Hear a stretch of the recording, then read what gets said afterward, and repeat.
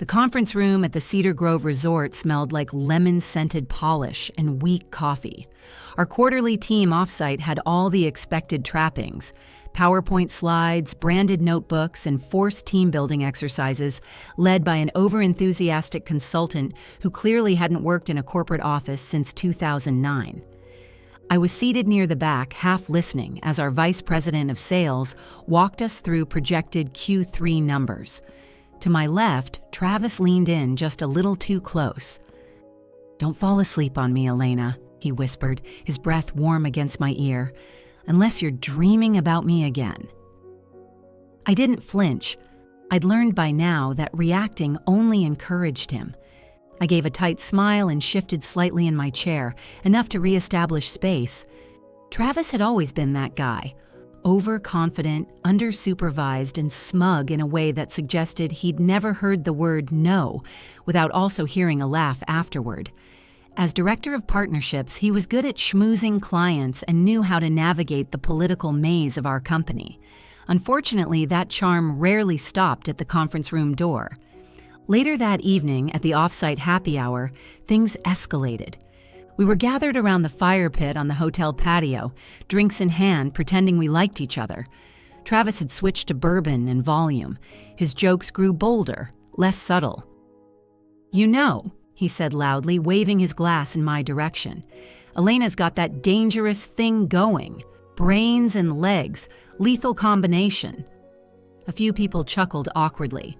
HR Director Jill laughed the loudest, sipping her Pinot Grigio like she hadn't just heard a sexual harassment complaint forming in real time.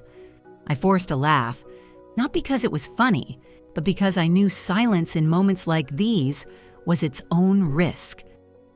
When I stood to leave, Travis reached out and brushed his hand against the small of my back, not a light touch, a lingering, deliberate graze. "Where are you off to?" he said, voice low. "Don't go being all shy now." I didn't answer. I walked away, careful not to show the way my jaw clenched, the way my fingers curled into my palms. I went straight to my room and opened a new folder on my desktop. Team Offsite, Travis. The hotel lobby was still half asleep the next morning, but I wasn't. I'd been up since 5, reviewing everything. Screenshots of our Slack conversation, where Travis had sent a late-night brainstorm message and followed it up with, "Only if I can brainstorm with you, beautiful." I hadn't responded, just reacted with the neutral face emoji. I'd saved it anyway. A photo from the happy hour, Travis's arm looped a little too low around my waist. HR Director Jill, smiling in the background. I'd typed out a full account of the night before while it was fresh in my mind. Every word, every detail. By 8:30 a.m., I was sitting across from Jill in the small HR conference room at HQ. She wore the same disarming smile she always used in exit interviews, as though she were doing me a favor just by listening. "I wanted to formally report what happened last night," I said, sliding the manila envelope across the table. "There have been previous comments, but this time it crossed a line." Jill's expression didn't change. She didn't open the envelope. "Elena," she said, voice syrupy, "I'm so sorry you're feeling uncomfortable. Travis is... well, he can be a little too casual, sure, but he means well. That's just his sense of humor." "It wasn't funny," I replied evenly. "It was inappropriate. He touched me without consent." She blinked slowly, then sighed like I'd just handed her an inconvenience. "We'll look into it," she said, finally picking up the envelope. "These things are always tricky. Office dynamics, perceptions." I didn't respond. I simply stood, thanked her for her time, and walked out. In the hallway, I passed Travis laughing with a group of junior associates, acting like the king of a castle built on inside jokes and plausible deniability. Back at my desk, I added a new folder inside the one I'd started the night before. HR complaint, filed. I emailed a copy to my personal address, then backed it up to the cloud. They could dismiss me if they wanted, but I would not be ignored. It didn't take long for the air to shift. By Monday, the silence was louder than any apology I never received. First, it was the calendar invites that stopped arriving, weekly strategy syncs, project alignment calls. The creative brainstorm I was supposed to lead on Thursday. All vanished. When I asked about it, I got vague responses. "Oh, it was kind of impromptu," or "We figured you were heads down on other stuff." By Wednesday, even the tone in the break room had changed. Conversations hushed when I walked in. Eyes flicked toward me, then back down to their phones. At first, I thought I was imagining it. Paranoia dressed up as self-preservation. But then, one of the interns, sweet, wide-eyed, and still naive enough to believe in HR, accidentally forwarded me a Slack thread. A handful of team members, including 2 people I'd mentored for years, joking about snowflakes who can't take a compliment and ruin careers because they want attention. My name wasn't in the chat. It didn't have to be. The timeline was too perfect, the tone too familiar. "Trying to get ahead by throwing someone under the bus," one message read. Another replied, "She's been off for a while, probably just bitter she didn't get promoted." I closed the laptop, folded my hands in my lap, and stared at the wall. I'd been here for 7 years, led campaigns that broke records, built a reputation on results, on poise, on being the one who never made waves. Now I was difficult, overreacting. Nobody said it to my face, of course. That would require courage. Instead, they offered strained smiles in the hallway and called me resilient. In the same breath, they erased me from meetings. But I noticed everything. I documented each exclusion, each change in team behavior, each passive-aggressive comment about disruptions. They were turning me into a problem, one they wanted to go away. So I made a new folder, retaliation pattern. Week 1. The meeting invite came on Friday. Subject, quick catch-up, from Daniel Rosen, CEO. No context, no assistant scheduled calendar slot, just a direct email sent at 6:02 a.m. I walked into his office precisely at 10 o'clock, wearing my usual slate gray blazer and an expression so neutral it could have been carved in stone. Daniel stood to greet me, all practiced warmth and CEO charm. "Elena, thanks for coming. Just wanted to check in." I nodded once, taking the chair across from his oversized walnut desk. On the wall behind him, a framed quote read, "Culture eats strategy for breakfast." Fitting. "I heard you've had a challenging few weeks," he began, steepling his fingers. "And I want you to know, I get it, I really do." I said nothing. Let the silence stretch long enough for him to feel it. He cleared his throat. "The situation with Travis. Look, nobody's saying what happened wasn't inappropriate. It's caused some waves. People are tense, distracted." "Because I reported being harassed?" I asked, my tone still calm, controlled. He raised a hand as if to deflect. "I'm not blaming you. Please don't think that. It's just, we've got deliverables stacking up. The leadership team is concerned about morale. We need everyone focused, unified. A nice corporate synonym for compliant." Daniel leaned forward slightly, lowering his voice like he was offering a kindness. "Maybe it would help to take a little time. Just a short leave. Recharge. Clear your head. Let the dust settle." And there it was. "I see," I said, reaching for my notebook. "Elena, this isn't punitive. It's supportive. You've been under pressure. We value you truly. But right now, maybe stepping back would help everyone." I wrote one line across the page in neat, even handwriting. "CEO suggests leave after filing complaint." I closed the notebook, stood, and offered a polite smile. "Thanks for the chat, Daniel. I'll think about it." I walked out of his office with steady steps, but my mind was already moving faster. By the time I returned to my desk, a new folder was already open. Executive Retaliation, Day 1. The email came at 7:42 p.m. on a Thursday. I was sitting on my couch, half watching a documentary, the other half scrolling through a spreadsheet of campaign metrics for our latest product launch.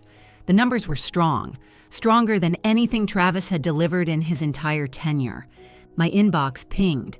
Subject, update regarding your role. From HR department. No name, no greeting. I opened it. Effective immediately, your position has been eliminated as part of a broader team restructuring. This decision was made following a review of company needs and strategic alignment. No severance will be offered as your termination falls under culture misalignment, not performance. Culture misalignment. That was their new euphemism for you didn't play along. No warning, no performance plan, just a cold paragraph in a plain text email sent after hours when no one would have to answer for it. I called HR, voicemail, and tried again, straight to automated routing. I emailed Jill directly. The same woman who had laughed at Travis's comment smiled while sipping her wine and told me they'd look into it. No reply. By 8:30, my company laptop had already been remotely disabled. My access to Slack, to email, to the shared drive, gone. Like I had never existed. They wanted me erased, not just from the building, but from the narrative. But what they failed to realize was that I'd been preparing for this moment. For weeks. I closed the laptop, sat back in silence, and let the finality of it all settle. Then I stood up, walked to my desk drawer, and pulled out a flash drive labeled, "If, when, terminated." It was time. I didn't cry, not because I wasn't hurt. I was. But because I'd already mourned the loss the moment Daniel used the word morale. Instead, I moved methodically, like I was packing for a trip I'd always known I'd have to take. I opened my personal laptop and clicked into the folder I'd curated over the past month. Travis plus Aftermath. Dozens of subfolders waited inside. Screenshots of inappropriate messages. Photos from the offsite, time-stamped, email chains showing project ownership, my campaigns, my ideas, my leadership, and most damning of all, my last 4 annual performance reviews, each one marked exceeds expectations. Each one signed by the very same executives, now claiming I no longer aligned with company culture. The irony wasn't lost on me. I attached everything to a secure drive, encrypted and password protected. Then I opened my browser and logged into my attorney's private client portal. I'd met Danica Patel, employment rights attorney, 2 weeks after filing my report. She'd been calm, sharp, and, most importantly, familiar with exactly how corporations like mine swept women like me out the side door. I uploaded the documents with the simple note, "It's happened. I'm ready." Her response came in less than 5 minutes. Understood. I'll begin drafting the retaliation complaint. We'll start with the EEOC filing first thing tomorrow. I exhaled slowly, fingers still resting on the keyboard. They thought I would disappear quietly, that I'd be another woman too embarrassed, too exhausted, too alone to fight back. But I wasn't alone, and I wasn't done. Not by a long shot. I closed the laptop and reached for a new notebook. On the first page, I wrote in all caps, "Case timeline, day 1." Then I poured a glass of water and let the storm begin. I didn't start with a headline, I started with a name. Jordan Ray, investigative journalist, known for a blistering expose last year that took down a fintech company over its frat house culture and mishandling of harassment claims. Her article had gone viral, landed on the front page of Fast Company, and forced 2 executives to resign within a week. I created a new email address using a VPN and burner domain. Subject, story lead, retaliation in a top tech firm. The body was simple. I have evidence of sexual harassment, a retaliation termination, and a cover-up by HR. I'm not ready to go public yet, but I'm willing to talk. Off the record. She replied less than 2 hours later. "Let's talk. Secure line. Encrypted chat only. No names until you're ready." It was the exact tone I needed. Direct, professional, no fluff. While Jordan started digging into the company's leadership, I went to work on my own end. Quietly reaching out to former employees, women I remembered slipping away from the company without goodbye emails, without LinkedIn updates. I found 2. Hannah, a former copywriter, left 6 months ago after an unexpected burnout sabbatical that somehow turned permanent. Layla, a data analyst, had lasted just under a year before transferring to a smaller competitor. Both hesitated when I reached out. But when I mentioned Travis's name and that I had filed a formal complaint, they opened up. Hannah admitted she'd experienced similar comments but was warned off, making waves. Layla had a near-identical story about being iced out of meetings after expressing discomfort about late-night texts from Travis. Neither had filed official complaints. Neither had the energy to fight it at the time. I asked if they'd be willing to speak with my attorney, not for publicity, for the record. Both agreed. By the end of the week, I had more than a paper trail. I had corroboration. And Jordan Ray had a working draft titled "The Culture of Silence: Inside a Tech Company's Retaliation Playbook." It wasn't published, not yet, but the fire had been lit, and I had no intention of putting it out. The envelope came by courier, no return address, just a thick white folder and a little too much weight for something supposedly simple. Inside, a check for $12,000, marked as a standard severance offer, and a neatly typed non-disclosure agreement. $12,000 to forget everything, to silence what happened, to walk away. The NDA was standard legalese. Do not discuss internal matters. Do not speak to media. Do not initiate legal action. Do not disparage current or former employees. Do not confirm the existence of this agreement. In short, disappear, neatly, quietly, permanently. I stared at the check for exactly 12 seconds before sliding it back into the folder. They weren't even trying to be subtle. I emailed my lawyer immediately. Subject: received offer. Declining. Attached. Scanned copy of the NDA and check. Danica called within minutes. "They're scared," she said simply. "This isn't a severance offer, it's a silencing fee." "I'm not interested in their money," I replied. "I want accountability." "Then we'll move forward." By the end of the day, she had finalized the EEOC filing. Our retaliation suit was being built brick by brick. Wrongful termination, hostile work environment, pattern of neglecting harassment claims, and now, documented attempts to muzzle the fallout. "I've seen this playbook before," Danica told me. "They'll offer more once they realize you won't fold. That's when the real pressure starts. Stay steady." I was steady. They thought I was bargaining. I was building a case. On the last page of the NDA, I wrote one line in pen before returning it unsigned. "I don't want your silence. I want the truth." Then I slipped the check into a folder marked Evidence, Suppression Attempt. Let them send as many envelopes as they want. I wasn't for sale. The official complaint was filed at 9:04 a.m. on a Tuesday. Danica uploaded the documentation to the EEOC portal. Every file named, cross-referenced, and watermarked.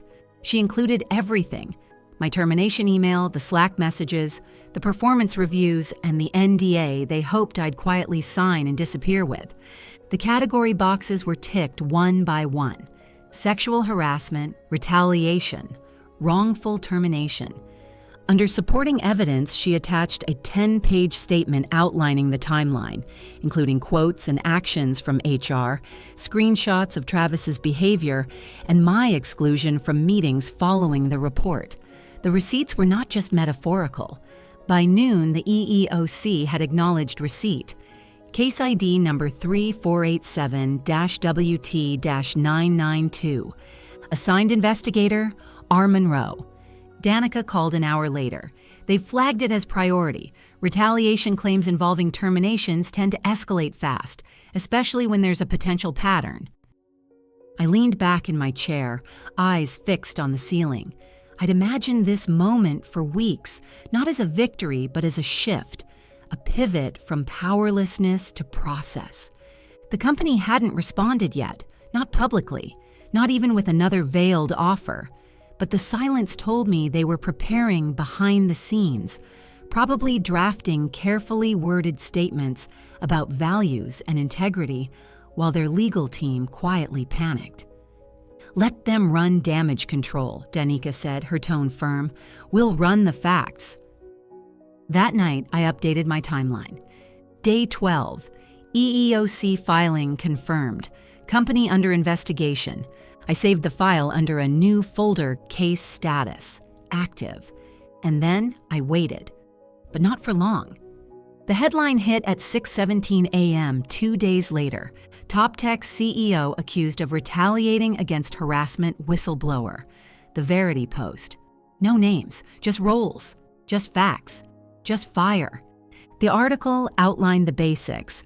A senior woman at a well-known tech firm filed a sexual harassment complaint against a high-ranking executive. Weeks later, she was terminated. An internal complaint to HR was ignored. A whistleblower filing was now under federal investigation. Jordan Ray didn't need embellishment. The receipts spoke for themselves. She'd been careful, legally bulletproof, ethically airtight. But her writing carried weight, and that weight landed fast. By 8 a.m., the article was trending on LinkedIn. By 10 a.m., it had been picked up by TechBuzz, The Cut, and a dozen other outlets. By noon, the company had issued a vague one-paragraph statement. We take all concerns seriously and are committed to maintaining a safe, respectful workplace for all employees. Which said absolutely nothing.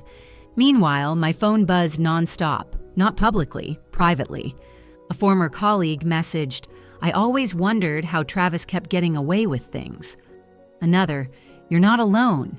I have screenshots. Want them?" Internal sources began leaking more details. Travis's history, Jill's handling of prior complaints, even footage from the off-site security cameras that showed more than HR ever acknowledged. My name wasn't public. Not yet. But the truth was already breathing, and secrets, once exposed to light, rarely survive. I made one quiet edit to my file, Public Fallout. In progress. The reckoning had begun. By Friday morning, the company's stock had dipped 3%. Not catastrophic, but enough to get the investors' attention. According to Jordan's follow-up report, 2 of the firm's largest stakeholders had already contacted the board by noon. Not out of moral outrage, of course, but concern. The kind triggered by public scandal, falling valuation, and whispers of lawsuits. The board called an emergency meeting, fast-tracked and off-calendar. One of my former colleagues, who had always played Switzerland until now, messaged me from a private number. They brought in crisis consultants, PRs in full meltdown mode. Everyone's walking on eggshells. Daniel, the CEO who had suggested I take a little time, was now the center of the storm. The PR team rushed to scrub his name from association with the complaint, feeding journalists pre-approved sound bites. Mr. Rosen was not involved in the day-to-day handling of HR matters. We take these allegations seriously and are reviewing all internal protocols. But it was too late. The narrative had slipped from their control. And then came the wave. 2 more women, former employees. Both of them quietly messaged Jordan, sharing eerily similar experiences. They hadn't reported Travis when it happened, but they were ready now. One detailed a late-night business dinner that ended with an unwelcome advance. Another described being pushed off a high-visibility project after brushing off his flirtation. Neither had received support from HR. Jordan verified their identities and included them in her next piece. The headline didn't name names, but readers didn't need them. Inside the company, Slack channels went silent. Employee forums turned anonymous. Screenshots leaked. Whispers turned to full-throated disbelief. They were hemorrhaging trust, and the more they tried to control the narrative, the faster it unraveled. By Sunday night, I received a simple message from Danica. The board just announced an internal investigation. Get ready. I was ready. I had been for weeks. The email blast went out Monday morning at 9 a.m. sharp.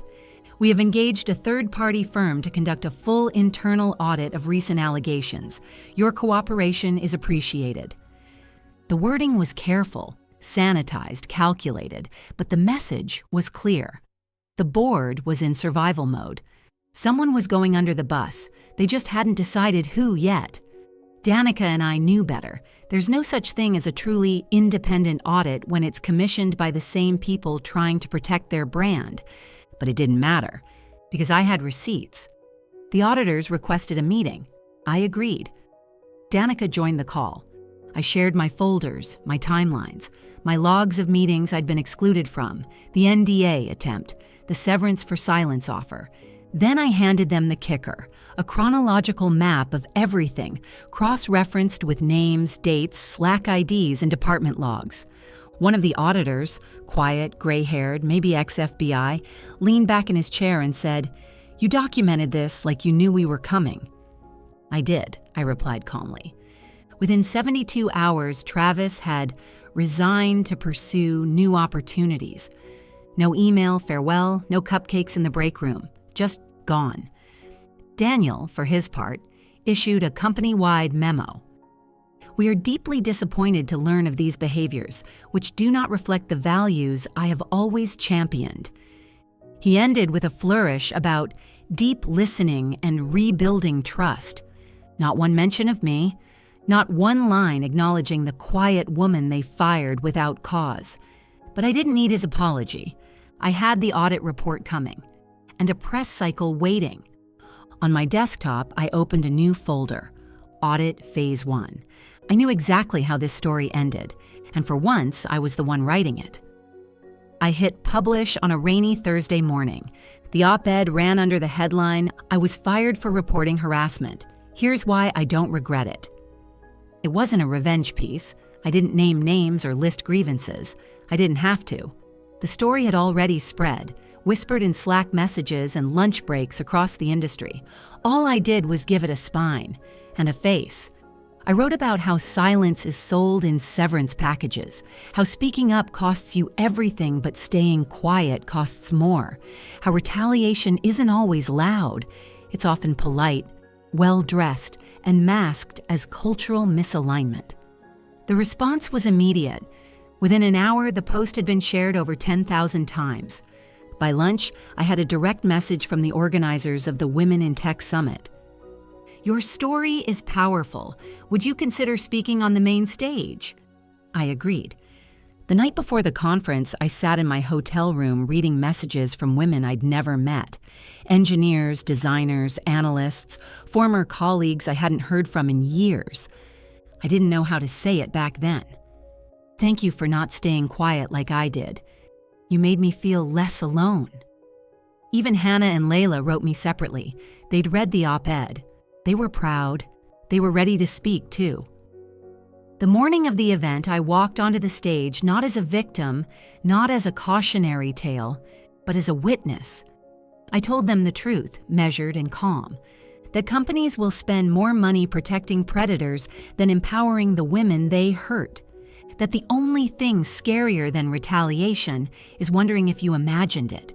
That courage doesn't always feel like fire. Sometimes it's cold and calculated and comes in the form of a shared Google Drive folder. When I stepped off stage, people stood, not for what had happened to me, but for what I did with it. 2 weeks after the conference, Daniel Rosen was out. The board released a statement citing leadership failures and a breach of internal trust. The language was scrubbed of emotion, but I knew what it meant. His credibility was shot. His presence was no longer an asset, it was a liability. Travis had already disappeared. Jill, the HR director, quietly stepped down to explore new opportunities. And me? I got a call from Danica at 8:13 a.m. on a Monday. "They've agreed to settle," she said, her voice calm but satisfied. 7 figures, no NDA. "No NDA?" I repeated. "No strings," she confirmed. "You're free to keep telling your story. They're not fighting it anymore." The moment didn't feel like triumph. It felt like something heavier, like closing a book you didn't want to read but had to finish anyway. We signed the paperwork that afternoon. Later that week, a tech HR association published a new national training module, Case Study, The Cost of Ignoring Harassment Complaints, Lessons in Retaliation, Compliance, and Culture. I read through the packet. It referenced my story, anonymously but unmistakably. It had been added to onboarding in at least 17 companies, with more on the list. My story wasn't a secret anymore. It was a teaching tool. People started calling it a reckoning, a wake-up call, an industry shift. I didn't care what they named it. I just cared that they finally listened. And this time, they couldn't pretend they didn't know. 1 year later, I arrived at my office before sunrise. It wasn't a skyscraper suite or glass-walled corner tower, just a modest second-floor walk-up in a historic brick building downtown, with sunlight that poured in through tall windows and a team that actually smiled when they came in each morning. Ray Equity Consulting had grown faster than I anticipated, faster than I planned for, if I'm honest. What started as a handful of corporate workshops on ethical leadership and workplace equity had turned into full-scale consulting contracts, keynotes, executive retreats, and internal policy redesigns for companies ready to do better, not just look like they were. The funny thing? Many of our clients were the same companies that once looked the other way, not all of them, but enough to make the irony taste sweet. I hired deliberately women who had left toxic workplaces, men who listened without interrupting, and HR professionals who understood that compliance wasn't a replacement for culture. On my desk sat a single-framed quote, the original email from Daniel copied word for word, "Elena, this situation has disrupted team morale." Beneath it, I had added in small silver lettering, "and damn proud of it." The quote had become a bit of a mantra in the office. My team even joked about getting it printed on mugs. Forbes ran a feature on us last month.